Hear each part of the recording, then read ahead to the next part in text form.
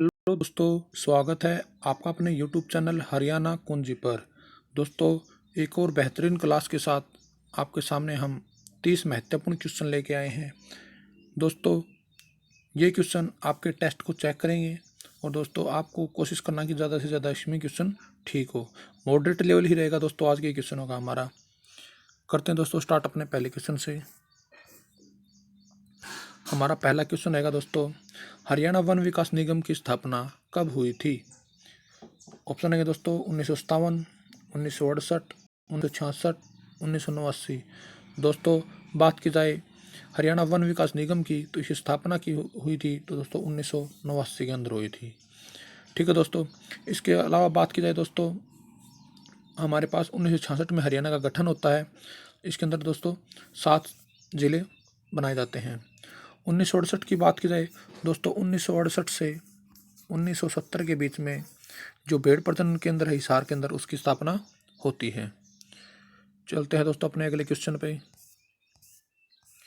हमारा अगला क्वेश्चन रहेगा दोस्तों, नलकूप की संघनता की दृष्टि से हरियाणा का भारत में कौन सा स्थान है?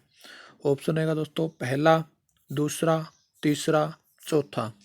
अगर बात की जाए नलकूप की संघनता की दृष्टि से दोस्तों तो हरियाणा का पूरे भारत में पहला स्थान है। इंपॉर्टेंट क्वेश्चन है दोस्तों, एचएससी ऑलरेडी ये क्वेश्चन पूछ चुकी है। हमारा अगला क्वेश्चन रहेगा दोस्तों, सर्वोच्च खेल पुरस्कार कब शुरू हुए थे? ऑप्शन है दोस्तों 2001, 2002, 2005, 2008। दोस्तों, बात की जाए सर्वोच्च खेल पुरस्कार का तो वो है दोस्तों भीम अवार्ड।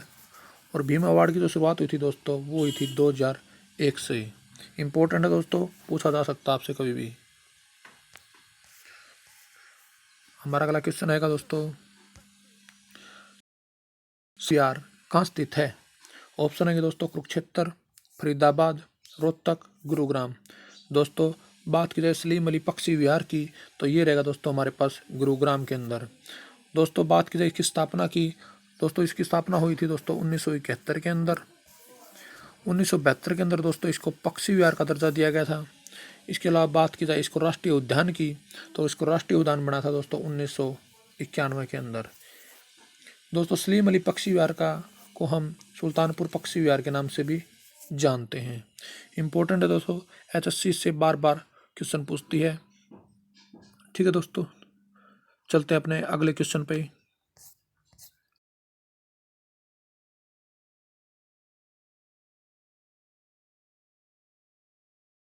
पंडित जसराज, शमीम शर्मा, उषा शर्मा, तुलेराम कौशिक। बात की जाए दोस्तों स्तंभ लेखिका के रूप में तो वो जाना जाता है दोस्तों शमीम शर्मा को। शमीम शर्मा के संबंध की बात की जाए दोस्तों ये रहेगा हमारे हिसार से। इसके अलावा बात की जाए दोस्तों तुलेराम कौशिक की, ये लक्ष्मीचंद के पुत्र थे और एकमात्र ऐसे सांगी या कवि जिन्हें पद्मश्री से नवाजा जा चुका है। पंडित जसराज का संबंध भी दोस्तों हिसार से था।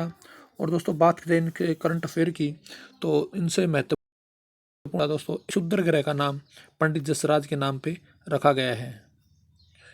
उषा शर्मा की बात की जाए दोस्तों ये भी इनका संबंध भी हमारे हिसार से ही था।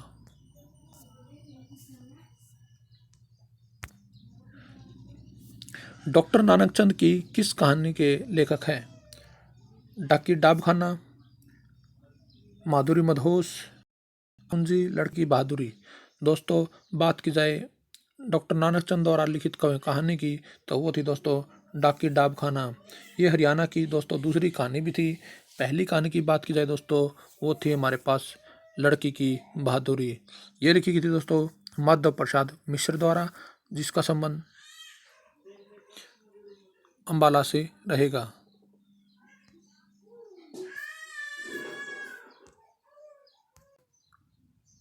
ये दोस्तों माधव प्रसाद मिश्र का जो संबंध रहेगा वो हमारा अगला क्वेश्चन रहेगा, हरियाणा की विधानसभा कितने सदस्यीय है? एकल सदस्यीय, तृतीय सदस्यीय, दूसरा और उपरोक्त सभी। हरियाणा की विधानसभा की बात की जाए दोस्तों वो रहेगी हमारे पास एकल सदस्यीय। अगर बात की जाए दोस्तों द्विसदनीय की तो वो भारत के अंदर 6 राज्यों में है।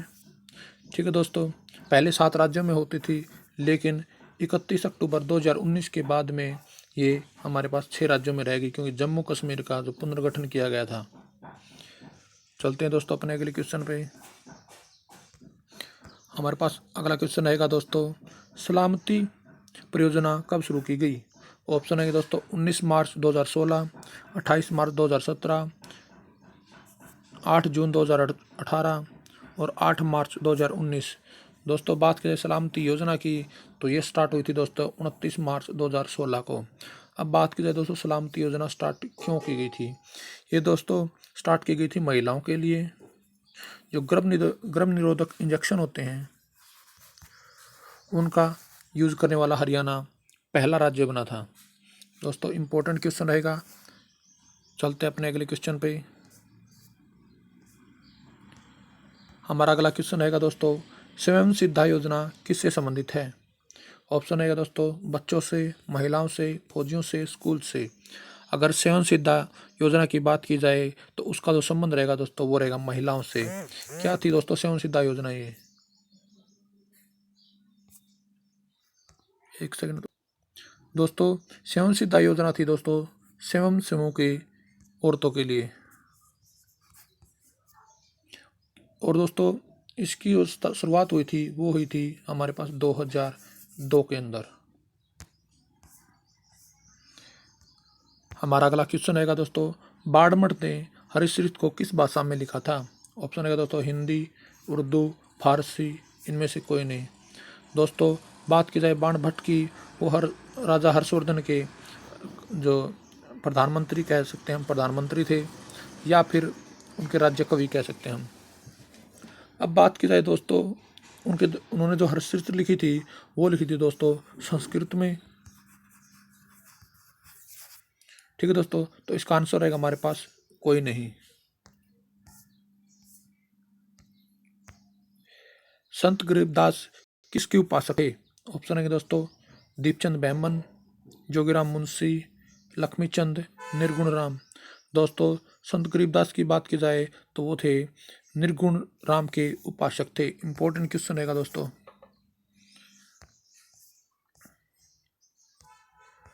हमारा अगला क्वेश्चन रहेगा, वह प्रसिद्ध मजार जिसमें मुगल बादशाह हुमायूं का अभिलेख मिला है?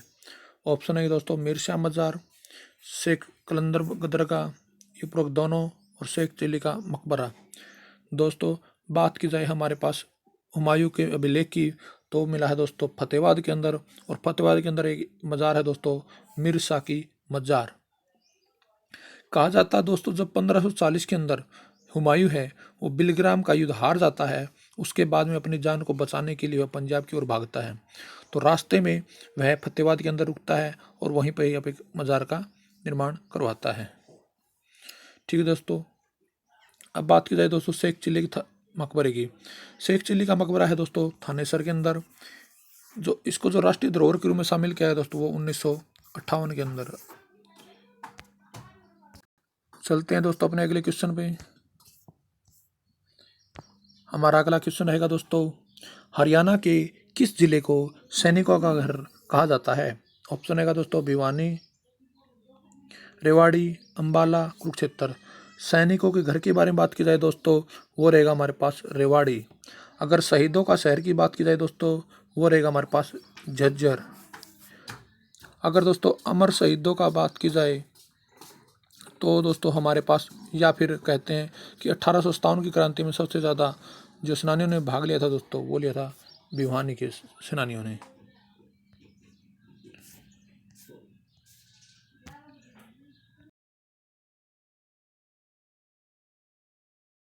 वन क्षेत्र कितना है? ऑप्शन है दोस्तों 48.58, 25.95, 13.85, 15.97। आरक्षित वन क्षेत्र की बात की जाए तो रहेगा दोस्तों 15.97। अब दोस्तों क्या है आरक्षित वन, क्या है संरक्षित वन, क्या है एवरग्रीन वन और कितना है इनका एरिया? दोस्तों वन 3 प्रकार के बांटे गए हैं। जैसे आरक्षित वन के अंदर दोस्तों 249 वर्ग किलोमीटर का एरिया आता है दोस्तों। संरक्षित वन के इसके अंदर दोस्तों कोई भी कटाई वटाई का काम नहीं कर सकता। बात की जाए दोस्तों संरक्षित वन के अंदर दोस्तों हमारे पास आता है जो है 74.28% एरिया। ठीक है दोस्तों, और बात की जाए इसके अंदर दोस्तों जो है कटाई की जा सकती है। ठीक है दोस्तों, इसके बाद में आता है दोस्तों अवर्गीकृत एरिया। अवर्गीकृत एरिया है दोस्तों 152 वर्ग किलोमीटर, और ये रहेगा दोस्तों 9.75%। ठीक है दोस्तों, ये है दोस्तों खुले वन के बारे में बात कह सकते हैं इसको, जिसको कोई भी निर्धारण नहीं किया गया है। इसके अंदर दोस्तों कटाई फटाई कुछ भी किया जा सकता है।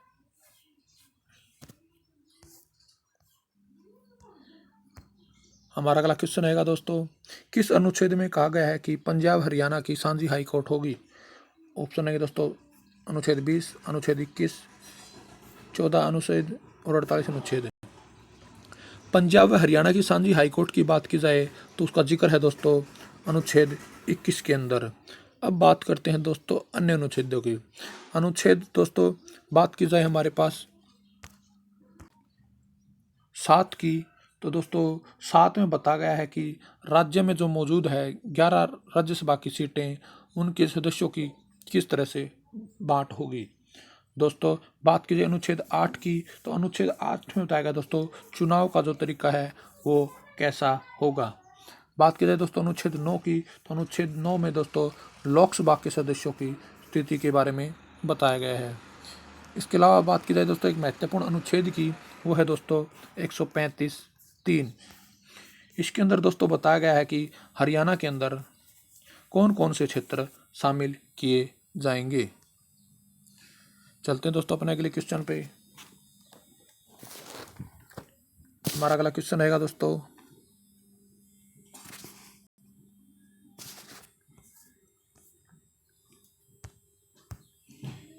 वन संपदा के विकास हेतु राज्य सरकार ने वन नीति कब बनाई? ऑप्शन है दोस्तों 2006, 2007, 2008 और 2009। दोस्तों वन संपदा के विकास के लिए राज्य वन नीति बनाई थी दोस्तों 2006 के अंदर। ऑलरेडी 3 से 4 बार ये क्वेश्चन HSC पूछ चुकी है दोस्तों। हमारा अगला क्वेश्चन रहेगा, सोनसर जंगल के नाम से कौन सा अभ्यारण्य को जाना जाता है?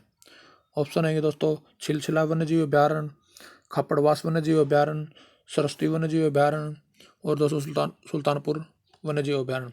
सोनसर जंगल के नाम से बात की जाए दोस्तों वो जाना जाता है हमारे पास सरस्वती वन्यजीव अभ्यारण्य। ठीक है दोस्तों, चलते हैं अपने अगले क्वेश्चन पे।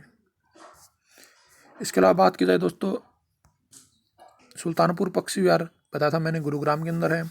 खापड़वास और भिंडावास दोस्तों झज्जर के अंदर रहेंगे। छिलछिला दोस्तों रहेगा कुरुक्षेत्र के अंदर, सबसे छोटा वन्यजीव अभ्यारण्य छिलछिला ही है।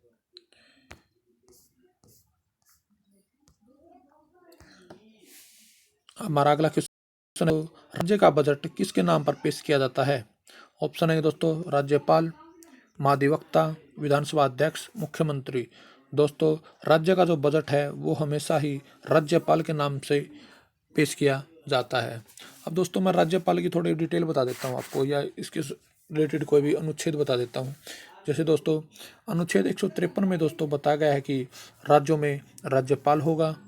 ठीक है दोस्तों, मूल संविधान में ये बताया गया है कि एक राज्य का एक राज्यपाल होगा, लेकिन बाद में संशोधन के द्वारा इसको चेंज कर दिया गया और चेंज करके कर दिया गया है कि 2 या 2 से अधिक राज्यों का भी एक राज्यपाल हो सकता है। अब बात करते हैं दोस्तों 154 के अंदर। 154 के अंदर ये बताया गया दोस्तों राज्यों की जो कार्यपालक शक्ति है वो राज्यपाल के अंदर निहित होगी। इसके अलावा बात की जाए दोस्तों हमारे पास 155 के अंदर 155 के अंदर दोस्तों राज्यपाल की जो है नियुक्ति के बारे में बताया गया है। इसके अलावा बात की जाए दोस्तों 156 के अंदर दोस्तों उसके कार्यकाल के बारे में बताया गया है। इसके अलावा अन्य इम्पोर्टेंट बात की जाए दोस्तों वो आता दोस्तों हमारे पास 161 में दोस्तों राज्यपाल को समाधान की शक्ति के बारे में बताया गया है। इसके अलावा बात की जाए दोस्तों हमारे पास 163 के अंदर दोस्तों बताया गया है कि जो राज्यपाल को सहयोग देने के लिए एक मंत्रिपरिषद का गठन किया जाएगा, जिसका प्रधान होगा वो मुख्यमंत्री होगा। ये इम्पोर्टेंट है दोस्तों। 5 अनुच्छेद आप राज्यपाल के संबंधित वो आपको हमेशा याद रखने होंगे। चलते हैं दोस्तों अपने अगले क्वेश्चन पे। 1009 में थानेसर पर आक्रमण हुआ तब वहाँ के शासक कौन थे? ऑप्शन है दोस्तों नादिर शाह, जयपाल, पृथ्वीराज चौहान और हमारा तैमूर। दोस्तों बात की जाए 1009 में थानेसर पर आक्रमण की तब वहाँ पे शासक थे वो थे जयपाल। लेकिन दोस्तों जब ये आक्रमण करने आया है तो ये वापस वहीं से चला जाता है, आक्रमण कर नहीं पाता है। फिर यह दोस्तों अपनी पूरी तैयारी के साथ 1014 के अंदर आता है और थानेसर पर आक्रमण करता है और वहाँ पर दोस्तों चक्कर स्वामी की जो कांस्य की जो मूर्ति थी उसको नष्ट कर देता है। अब बात की जाए दोस्तों पृथ्वीराज चौहान की। पृथ्वीराज चौहान से हमें याद रखना दोस्तों दो युद्ध जो 1191 और 1192 में तराइन में हुए थे। पहले युद्ध में हमारे पृथ्वीराज चौहान जीत जाते हैं। उस युद्ध में पृथ्वीराज चौहान का जो साथ दिया था वो दिया था गोविंद राय ने। दूसरे युद्ध में दोस्तों जो जयचंद है वो मोहम्मद गौरी का साथ देता है, जिसकी वजह से जो पृथ्वीराज चौहान है वो युद्ध को हार जाते हैं। अब बात की जाए दोस्तों तैमूर ने 1398 के अंदर हरियाणा के विभिन्न भागों पर अटैक किया था और हरियाणा की जनता को तहस नहस कर दिया था। हमारा अगला क्वेश्चन है दोस्तों झाड़ू फिरी उपन्यास का कथानक कैसा है? सामाजिक, औपचारिक, तर्कसंगत, अन्यायपूर्ण। दोस्तों झाड़ू फिरी उपन्यास का जो कथानक है वो रहेगा दोस्तों हमारे पास तर्कसंगत।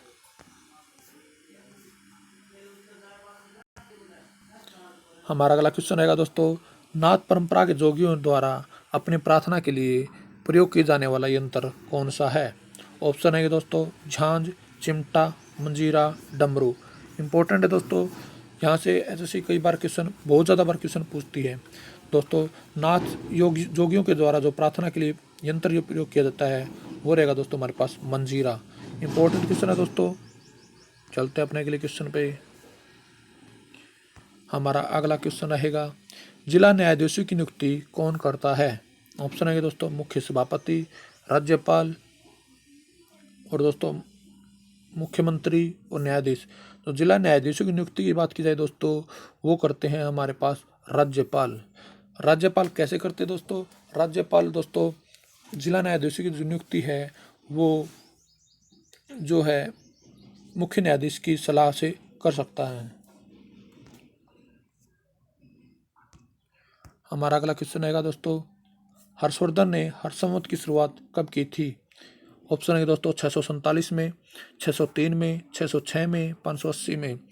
दोस्तों बात की जाए हर्षसंवत की तो हर्षवर्धन जो राजा बना था दोस्तों वो बना था 606 के अंदर ही। जब उसका राज्याभिषेक होता है तभी उसने हर्षसंवत की शुरुआत की थी। दोस्तों इसका आंसर रहेगा हमारे पास 606 में। अब बात की जाए दोस्तों हर्षवर्धन की। हर्षवर्धन का जन्म दोस्तों जो है 591 में होता है। वो 15 वर्ष की आयु में राज्याभिषेक हो जाता है जब उसके भाई की हत्या कर दी जाती है शशांक के द्वारा। और दोस्तों जब हर्षवर्धन को इस बात का पता चलता है तो अपने सेनापति और प्रधानमंत्री भंडी के साथ मिलकर उस युद्ध में उनको हराता है और दोस्तों शशांक उस युद्ध में बचकर भाग जाता है। अब बात की जाए दोस्तों हर्षवर्धन की मृत्यु की तो वो हुई थी दोस्तों 647 ईस्वी में। दोस्तों एक और तथ्य को आपको याद रखना है कि हर्षवर्धन हर 5वें वर्ष एक परिषद का गठन किया जाता था।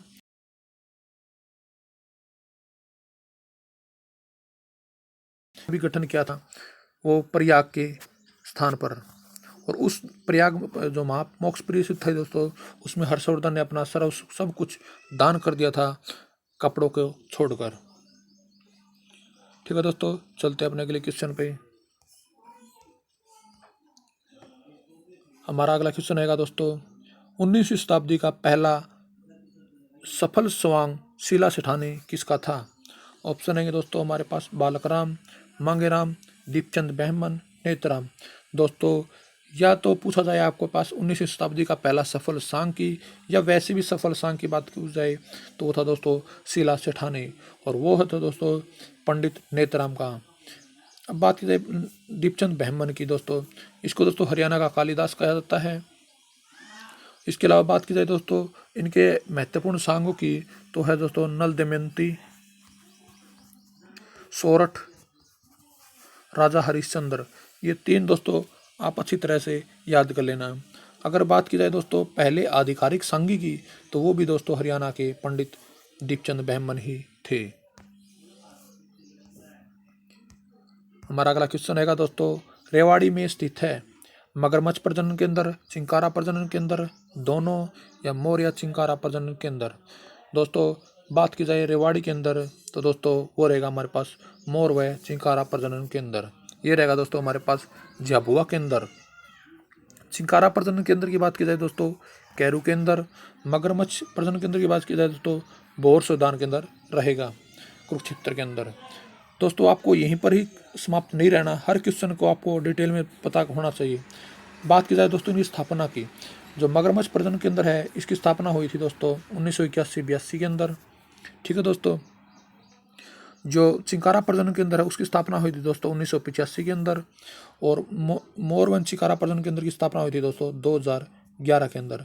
आपको दोस्तों हर क्वेश्चन की डिटेल और आपस में लिंक करने की कैपेबिलिटी स्थापित करनी होगी। हमारा अगला क्वेश्चन रहेगा दोस्तों, पानीपत की कौन सी लड़ाई में बाबर ने कलंदर की उपाधि धारण की थी? ऑप्शन है दोस्तों पहली लड़ाई, दूसरी लड़ाई, तीसरी लड़ाई और तराइन युद्ध। अब बात की जाए बाबर की, बाबर ने दोस्तों पानीपत की पहली लड़ाई लड़ी थी, और वो दोस्तों किसके खिलाफ लड़ी थी दोस्तों? इब्राहिम लोदी के खिलाफ। इब्राहिम लोदी के खिलाफ लड़ाई कब होती है दोस्तों? वो होती है दोस्तों 21 अप्रैल 1526 को। अब बात की जाए दोस्तों दूसरी लड़ाई की, दूसरी लड़ाई होती है दोस्तों अकबर के संरक्षक बैरम खां और दोस्तों हेमू के बीच में। वो होती है दोस्तों 5 नवंबर हमारे पास जो 56 में। ठीक है दोस्तों, अब बात की जाए दोस्तों तीसरी लड़ाई की, तो तीसरी लड़ाई होती है दोस्तों, वो होती है दोस्तों हमारे पास जनवरी 1761 के अंदर। ठीक है दोस्तों, 14 जनवरी 1761 के अंदर। चलते अपने अगले क्वेश्चन पे।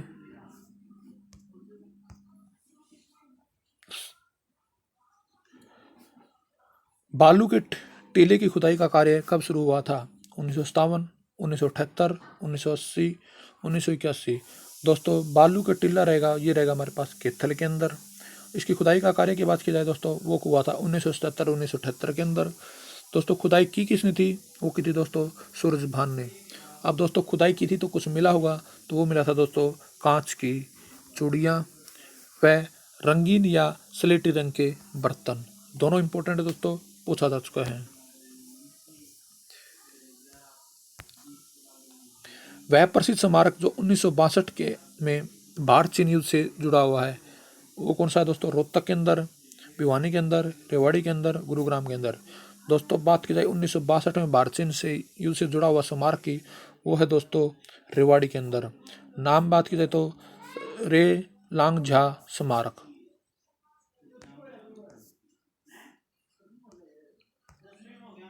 हमारा अगला क्वेश्चन रहेगा, आसोज माह में सोमवती अमावस्या के मेले में का स्थल कहाँ पे है? ऑप्शन है दोस्तों कनीना, फरल, लाडवा, पेहवा। अब दोस्तों बात की सोमवती अमावस्या के मेले की, वो लगता है दोस्तों हमारे पास फरल गांव में।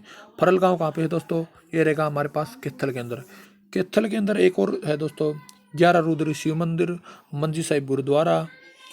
ठीक है दोस्तों, पेहवा को अंदर को हम जो तो हरियाणा की गया नगरी के नाम से जानते हैं। हमारा अंतिम क्वेश्चन रहेगा दोस्तों, कौन सा मेला हिंदू सिख एकता का प्रतीक है? ऑप्शन रहेगा दोस्तों मस्तनाथ मेला, दमतान साहिब मेला, पराशर मेला, काली माता मेला। बात की जाए दोस्तों हिंदू सिख एकता की, तो वो रहेगा दोस्तों दमतान साहिब का मेला। दमतान साहिब का मेला लगता है दोस्तों सिंध के अंदर।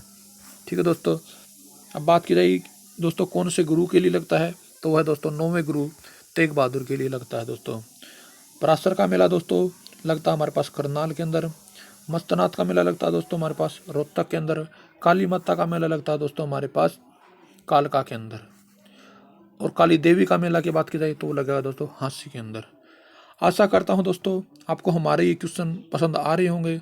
दोस्तों अगर आपको हमारे क्वेश्चन पसंद आए तो प्लीज़ आपके दोस्तों को अपना जो चैनल है उसको लाइक करें, शेयर करें, सब्सक्राइब करें। धन्यवाद दोस्तों।